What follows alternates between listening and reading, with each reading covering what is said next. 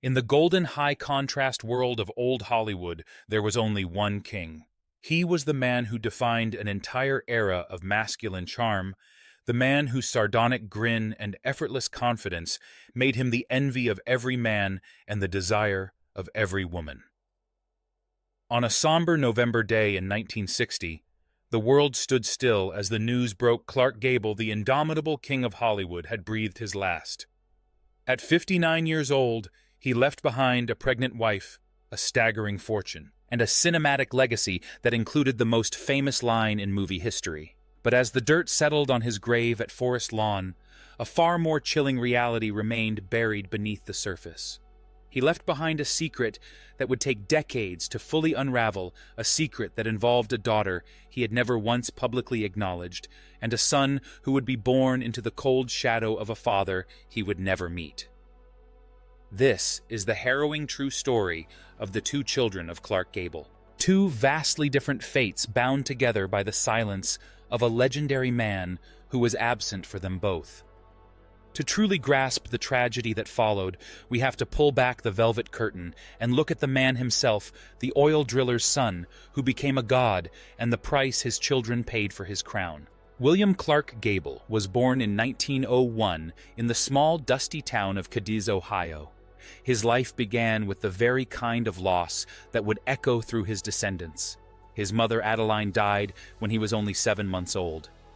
He grew up without ever knowing the warmth of a mother's embrace, a fact that defined his emotional architecture for the rest of his life. His father, Will, was a restless, practical man who spent his days drilling oil wells and had no time for the frivolities of the imagination. Gable grew up with grease under his fingernails and dirt on his boots, driving tractors and working farm equipment. He possessed an uncomplicated rural physical confidence that no acting school could ever teach. He wasn't a scholar. He was a man of action, bored by the flat horizon of Ohio and hungry for something he couldn't yet name. He drifted through logging camps and oil fields before finding his way into the flickering light of the theater, first in Oregon and eventually in Los Angeles. He had no connections, no pedigree, and no money.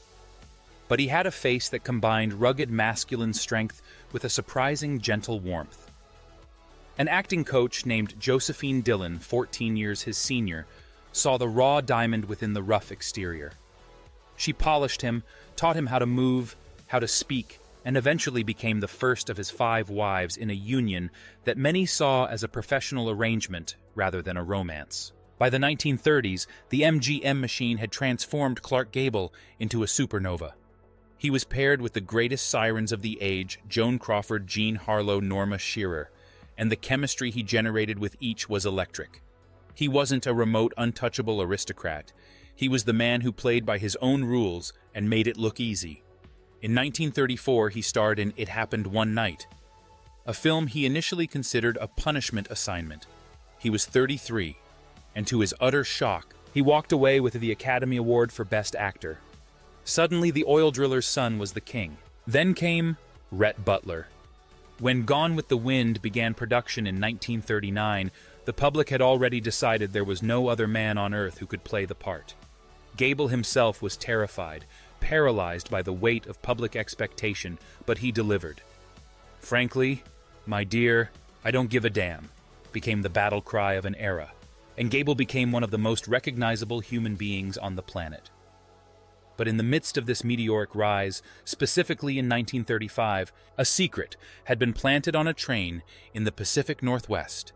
A secret that would spend her entire life reaching for a truth that was hidden behind surgical scars and orphanage walls. While filming Call of the Wild on location in Washington State, Gable was paired with the beautiful 22-year-old Loretta Young. Loretta was the industry's paragon of virtue, a devout Catholic who kept a swear jar on set and embodied purity. Gable, 34 and married to his second wife, Rhea Langham, was a man who lived with the reckless freedom that fame allowed. The accepted history of that production involves an overnight train journey back to Hollywood, where something occurred between the two stars. 9 months later, Loretta Young gave birth to a daughter. For decades, two versions of this story existed, one of a brief affair and a second, far darker version that Loretta herself would only hint at late in life, using the term date rape when she first heard it explained in her 80s. Regardless of the nature of the encounter, the result was a pregnancy that threatened to destroy both of their careers in an era of strict morality clauses and studio-enforced respectability. The daughter, Judy Lewis, was never supposed to exist. To save her image and her career, Loretta Young embarked on an elaborate 3-year-long deception. She went to Europe to hide her pregnancy, and when she returned and gave birth, she placed the infant in a Catholic orphanage. When Judy was 19 months old, Loretta adopted her own biological child, presenting the girl to the world as an act of selfless charity. But the truth was written all over Judy's face. She had the unmistakable gable ears, wide, prominent, and iconic. To hide this evidence of her sin, Loretta forced 7-year-old Judy to undergo surgery to have her ears pinned back. A child's body was literally altered to protect a star's secret. Judy grew up as an outsider in her own family, feeling a strange, cold distance from the woman she thought was her adoptive mother. At 15, she came home to find Clark Gable sitting in her living room. He spoke to her for 30 minutes, asked about her life, and kissed her on the forehead before walking out forever. She had no idea he was her father. He had never acknowledged her, and he never would. The truth finally broke through the lies in 1958 when Judy was 23. Her fiancé bluntly told her, "It's common knowledge, Judy. Your father is Clark Gable." The revelation shattered her world. When Gable died 2 years later, she watched his funeral from afar, a stranger to her own bloodline. It wasn't until 1966 that she confronted Loretta directly. The confrontation was brutal. Loretta became physically ill, her body revolting at the necessity of the truth. She looked at her daughter and said, "Yes, you are my sin."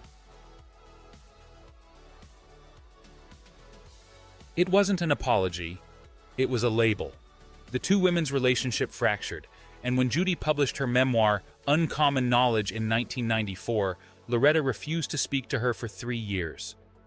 Judy Lewis spent the rest of her life trying to reclaim her identity, eventually becoming a clinical psychologist, specializing in foster care and marriage therapy, working with children who felt the same outsider pain she had endured. She died in 2011, a woman who had fought through the silence to finally claim her name. While Judy was living in the shadows, another piece of the king's legacy was beginning. In 1955, Gable married his 5th wife, Kay Williams.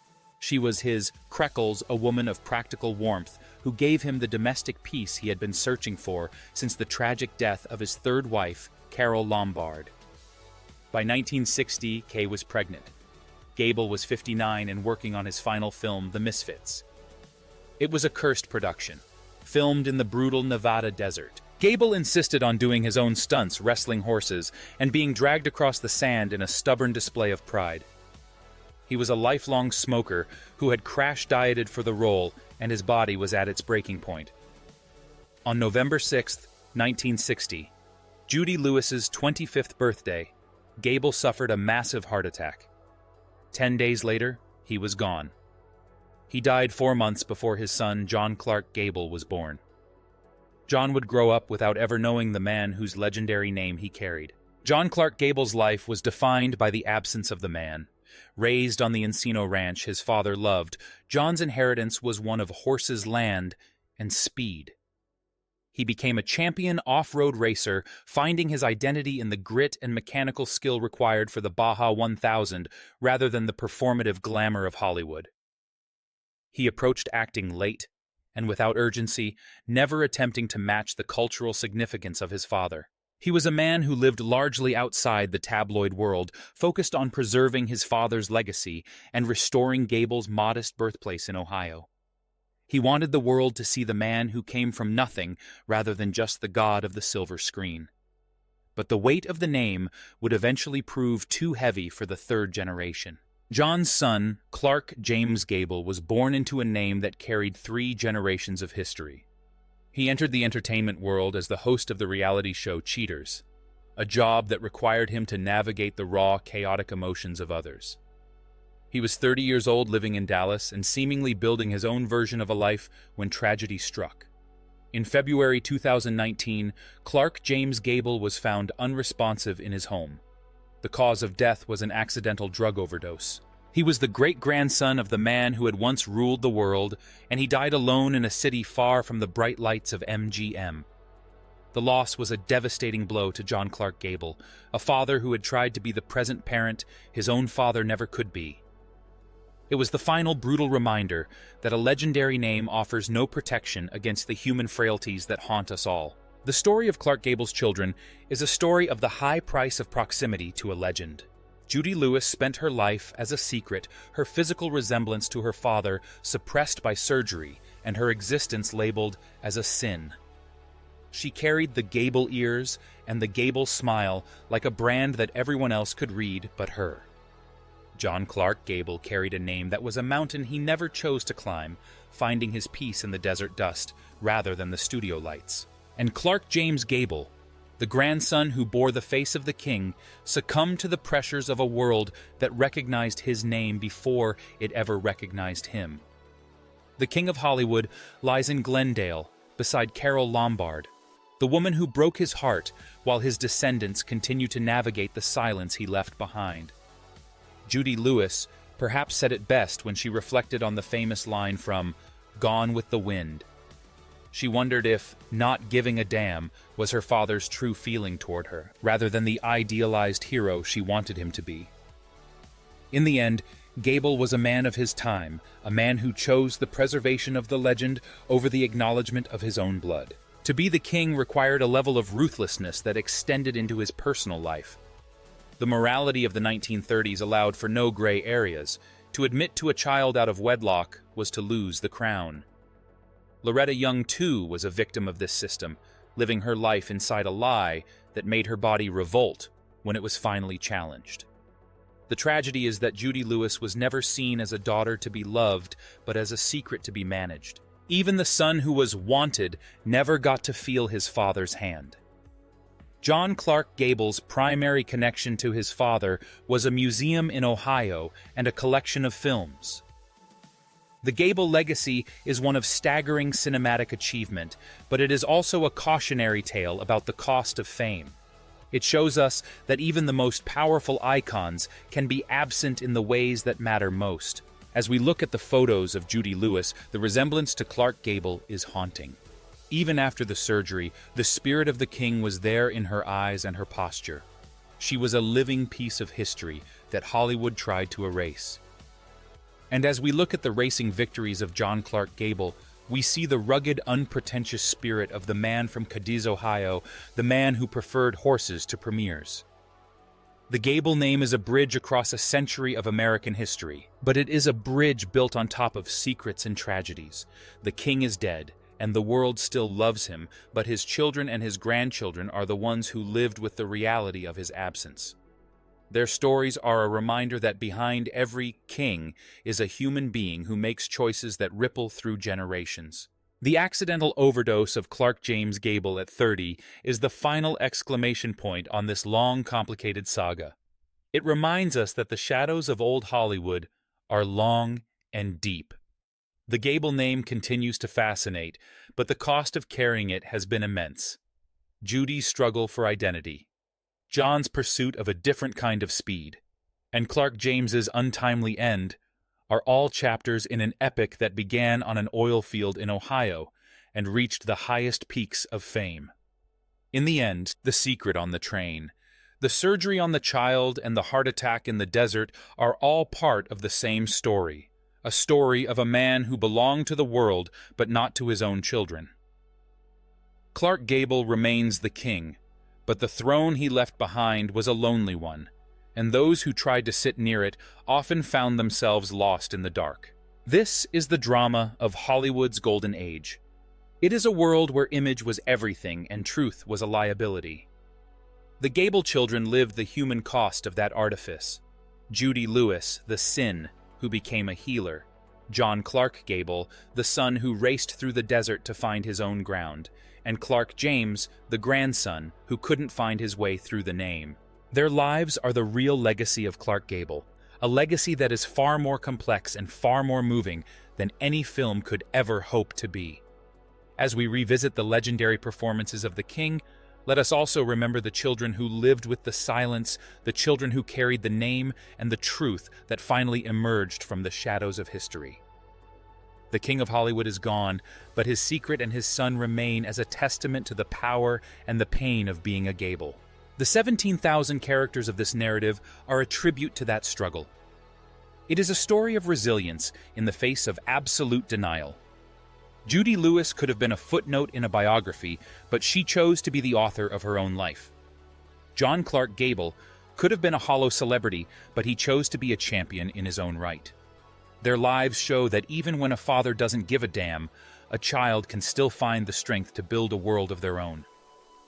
The Gable ears, the Gable smile, and the Gable eyes will live on, but they no longer have to be hidden. The king's secret is out. His son is his own man, and the legend is finally truthfully complete.